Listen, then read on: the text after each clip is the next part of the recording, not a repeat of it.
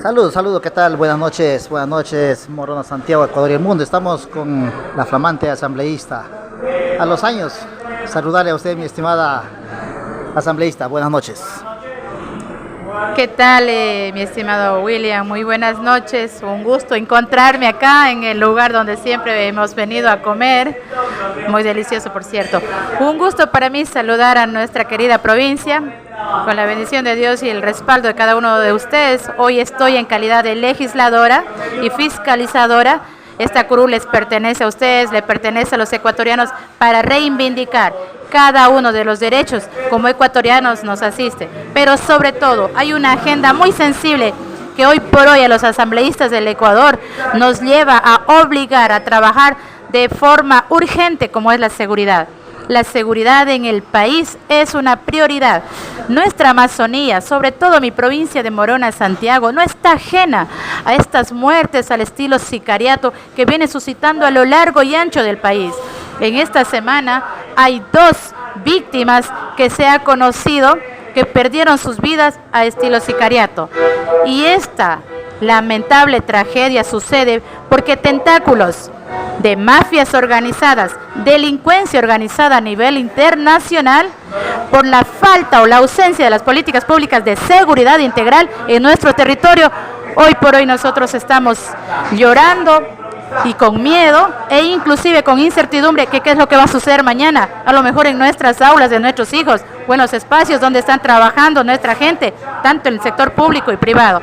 Es necesario primordialmente en el territorio organizarnos, nuestras comunidades, con nuestros síndicos, con nuestras federaciones, en las partes urbanas, serían los barrios, los alcaldes, los prefectos y las parroquias, porque es necesario el tejido social que estemos organizados y conjuntamente con la política pública del Estado ecuatoriano, que es tanto la policía, igualmente los militares que deben hacer su trabajo de la seguridad externa del país y la SNAI. Hay un trabajo muy serio que deben hacer por los presos del país. En algunos lugares realmente hay hacinamientos terribles e inclusive hay mucho trabajo que hacer en mi provincia y me gustaría más adelante realmente empezar a hacer mesas de trabajo, pero voy a hacer un acercamiento al SNAI a exigir que presos están acá en el centro de rehabilitación en Macas.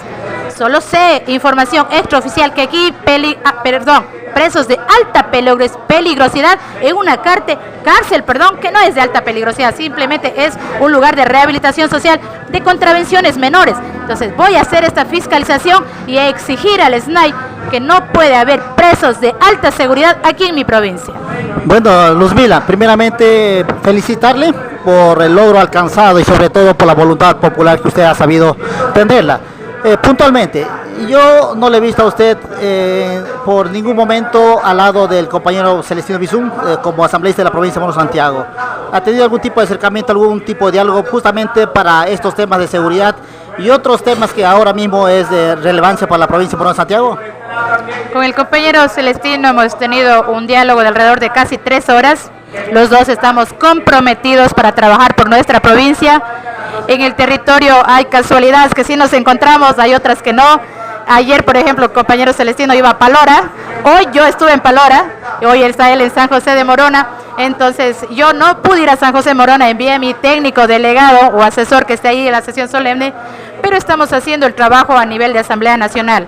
El compañero Celestino está responsable o como miembro de la Comisión de Biodiversidad, una comisión permanente muy especial para nuestra Amazonía. Es más, este lunes con el compañero Celestino nos vamos a reunir a las 5 de la tarde en la Comisión de Biodiversidad para exigir lo que hemos venido hablando, derecho a la educación superior para nuestros jóvenes de aquí de Morona, Santiago y por ende de la Amazonía, para exigir que estos recursos de la ley amazónica nos permita construir hospitales, ya que el Estado se nos está olvidando de que nosotros los amazónicos tenemos el mismo derecho que tiene la costa, que tiene la sierra.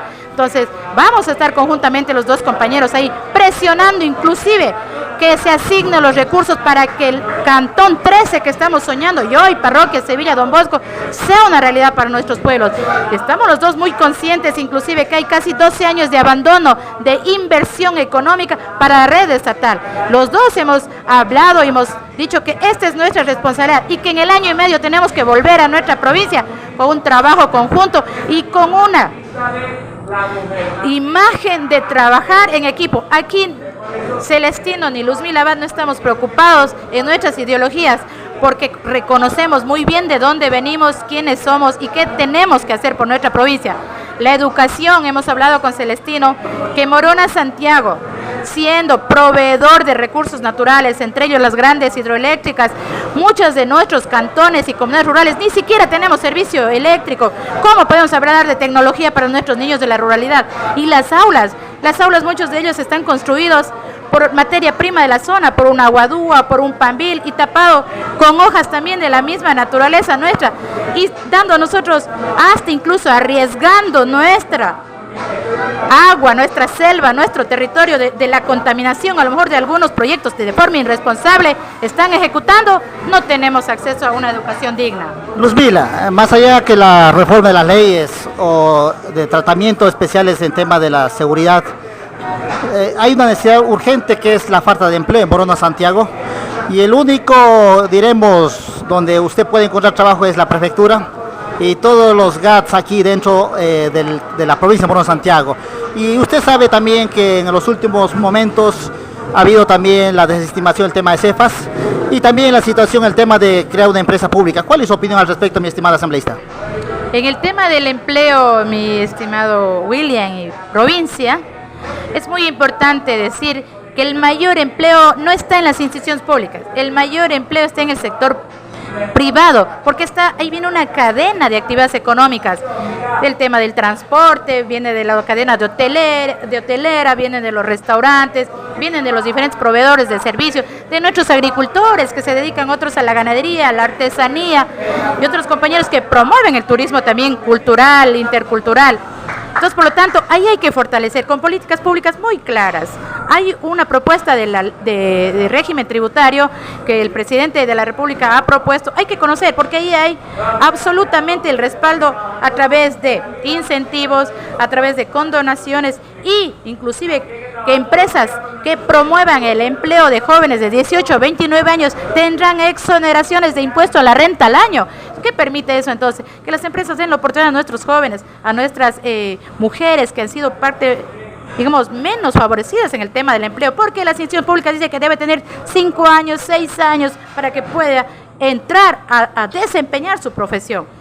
En el tema de la prefectura, hay una política pública que a mucha gente, incluyéndome a mí también, me causa preocupación, de pronto incertidumbre y hasta quizás un poco de dudas de que el tema del Cefas, que hoy por hoy goza de autonomía financiera, administrativa, jurídica y económicamente, pareciera que no afecta en nada el presupuesto de los 3,5 millones, que significa el 10% del presupuesto general que llega a la prefectura. Sin embargo, los asesores del prefecto en funciones le han recomendado que al momento de fusionar al Cefas como una dirección en la prefectura, aparecería un ahorro de alrededor de unos $400,000 que represente el pago de cada uno de los servidores públicos, y que indudablemente sería esos 400,000 que iría a algunos programas o proyectos exclusivamente del tema del Cefas. La duda de la ciudadanía está ahí, incluso la mía también, pero como es potestad del señor prefecto constitucionalmente y de acuerdo al COTAD tomar sus decisiones de la política pública social, tenerla de forma adscrita o de tenerla dentro de la institución, tiene él su potestad. Pero lo que sí le decimos al señor prefecto y a sus equipos de asesores es que si él ha tomado esta decisión de hacer dependencia directa de la prefectura, tendrá que ser para superar lo que hasta la presente fecha ha venido trabajando. Y no se puede permitir que ni un solo centavo menos del 10% se invierta. Hay que recordar que tenemos una casa de acogida de alrededor de 3,500,000, incluida la fiscalización. Hay una grande obra social para la provincia y tendrá que tener la prefectura la capacidad de administrar esta casa de acogida en perfecta funcionalidad para beneficio de las mujeres y las niñas. Y el tema nuevo que yo también este fin de semana acabo de escuchar, ayer estuve en una reunión conjuntamente con los señores trabajadores de la prefectura y los compañeros de la Asociación de Empleados de la Prefectura, y ellos han dado a conocer dos escenarios. El primero, que no han sido socializados con mucha anticipación de lo que pronto la Prefectura pretende impulsar una ordenanza para crear una empresa pública exclusivamente en el tema de proyectos de asfaltos en la provincia. La segunda preocupación de ellos es que si van a crear esta empresa pública, ¿por qué se llevan el patrimonio de la prefectura, hablando en el tema de la maquinaria? ¿Y por qué sería que los compañeros obreros que están amparados en el Código del Trabajo y que están sindicalizados tendrían que ser trasladados automáticamente a esta empresa pública? Estas dos malestares de ellos es lo que están exteriorizando y han hecho una agenda de trabajo. Visitar nuevamente, pedir un diálogo al señor prefecto para decirles su rotundo no frente al intento de crear esta empresa pública con el equipo humano de la prefectura y con la maquinaria de la prefectura. Mi caso como asambleísta, mi competencia es fiscalizar, legislar los actos de todo servidor público, como también las omisiones de los servidores públicos. Y en este caso, el prefecto tiene y goza su legítimo derecho, de acuerdo tanto a la Constitución igualmente y de acuerdo a lo que el COTAD le atribuye, crear las empresas. Pero yo sí le digo al señor prefecto, a sus asesores, que esta empresa pública en realidad empezaría a lo mejor a generar recursos económicos para la institución, indudablemente, pero pasaríamos a ser una empresa comercial con asfaltos y dejaríamos el espíritu de ser una institución de servicio, porque la prefectura hoy por hoy es una prestación de servicios que hace el asfalto a la ruralidad. El asfalto es en convenio con los señores alcaldes y no es que estamos cobrando ni un centavo, porque es un trabajo dedicado al servicio. Entonces, pienso yo que si vamos a hacer empresa pública, nos estaríamos dedicados a trabajar cobrando la actividad, y quizás a lo mejor las juntas parroquiales o las alcaldías se van a preocupar porque un equipo de asfalto no va a alcanzar para 12 cantones, para 46 parroquias. Entonces esta medida realmente el prefecto tiene que tomarla coherentemente, analizando socialmente, políticamente, económicamente, y que tiene que ser sostenible y sustentable a lo largo del tiempo, porque no puede esta empresa en 4 años, que ya se acabará la gestión del compañero Uyuncar, quiebre o liquide, y ahí es el riesgo de los compañeros obreros, que ellos están preocupados por ese tema, porque es su estabilidad y sus años de servicio lo que le llama a ellos a preocupar. Luzmila, me pone feliz su opinión, porque realmente necesitamos asambleístas con carácter y eso es lo que esperamos. Aires de esperanza para la provincia de Morona Santiago este año y medio, que no es mucho, Luzmila. ¿Y cuáles son sus aspiraciones políticas a futuros? Y un saludo especial para nuestros seguidores de la página Podeshuar, La Voz de la Amazonía. En realidad, el periodo que yo estoy ejerciendo en calidad de asambleísta es que vamos a culminar el 2021-2025, que quedó suspendido con la muerte cruzada. De mi parte hay compromiso, hay lealtad, hay coherencia, la confianza sagrada que me depositaron en las urnas este 20 de agosto. Por ello, he venido al territorio los días que ya no tenemos que estar en la asamblea.